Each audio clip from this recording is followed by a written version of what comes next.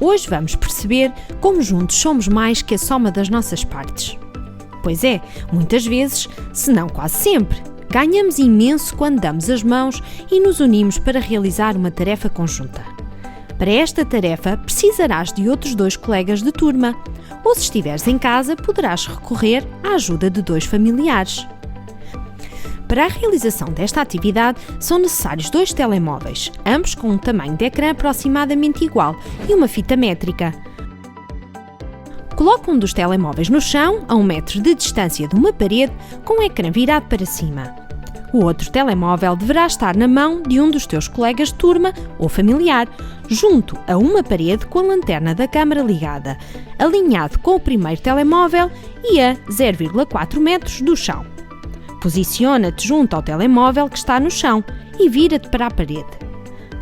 Vai-te afastando até que consigas ver a lanterna do telemóvel que está encostada à parede, refletida no centro do ecrã do telemóvel que está no chão. Agora entra ao serviço o terceiro elemento do grupo. Esse elemento deverá, com recurso à fita métrica, medir a distância a que te encontras do centro do ecrã do telemóvel que está posicionado no chão. Para tal, deverá considerar o ponto da planta do teu pé, que está no pé da perpendicular ao chão pelos teus olhos, ou seja, mais ou menos a meio do pé. Não te esqueças de registar os dados numa tabela na folha de cálculo do GeoGebra. Para tal, cria 2 colunas, uma para os valores X, a altura do telemóvel que está encostada à parede ao chão, e outra para os valores de Y, distância a que te terás de colocar do telemóvel que está fixo no chão para ver a lanterna do outro telemóvel refletida no ecrã. Bom, se precisares de uma ajuda para trabalhar com o GeoGebra, podes sempre consultar o bloco pedagógico número 6 de orientação para o trabalho autónomo do 3º ciclo. Vamos igualmente introduzir os dados na zona gráfica do GeoGebra, correspondendo às tuas medições a um ponto cuja abscissa é a distância do telemóvel que tem a lanterna ligada ao chão, já designado por X, e a ordenada é a distância a que te encontras do telemóvel que está fixo no chão, anteriormente denominada Y. No nosso caso, assinalemos o ponto de coordenadas 0,4, 3,6. Para tal, basta, na folha de cálculo, criar uma nova coluna com as coordenadas de cada ponto. Começa por colocar o título na coluna C, por exemplo, ponto.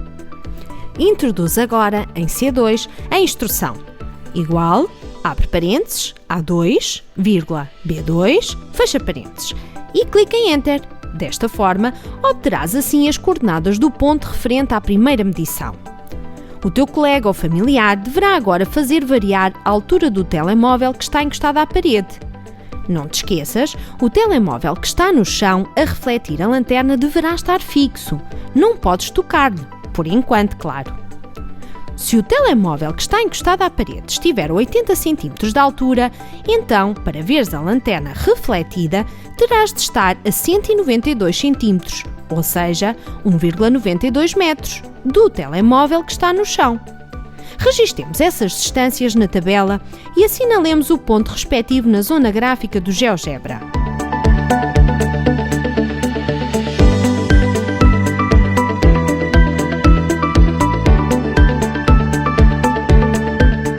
Repita-se agora o processo para outra altura do telemóvel que está encostada à parede, por exemplo, 120 cm, isto é, 1,20 metros. Lá está, para ver a lanterna refletida terás de estar agora a 1,33 metros. Voltemos a registar os valores na tabela e a assinalar o ponto respectivo na zona gráfica através do processo de arrastar a alça da célula, onde colocaste a fórmula, no caso C2. Vamos a mais uma medição. Coloquemos agora o telemóvel da parede a uma altura igual a 1,60 metros. Ajusta a tua posição de modo a visualizar o reflexo da lanterna no ecrã do telemóvel fixo. É a altura do teu colega medir a distância a que te encontras do telemóvel fixo, neste caso 97 cm, ou seja, 0,97 metros.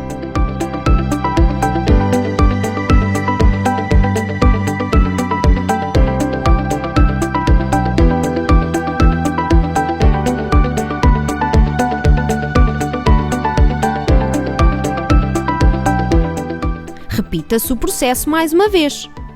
Desta vez para uma altura igual a 2 metros, correspondente a uma distância igual a 0,79 metros.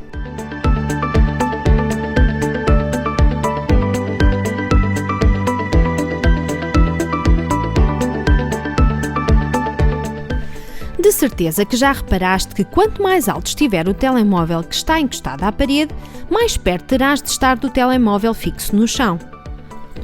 Observemos agora com mais detalhe os dados da tabela e construamos uma nova coluna com os valores dos produtos de x por y.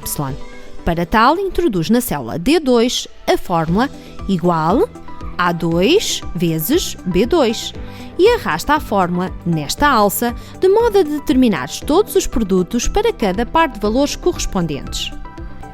Pois é, apesar de não ser um valor constante, não seria de esperar outra coisa. Estás a usar um método experimental que, na maioria das vezes, é fortemente influenciado por pequenos erros nas medições. Podes observar que os valores dos produtos são muito próximos.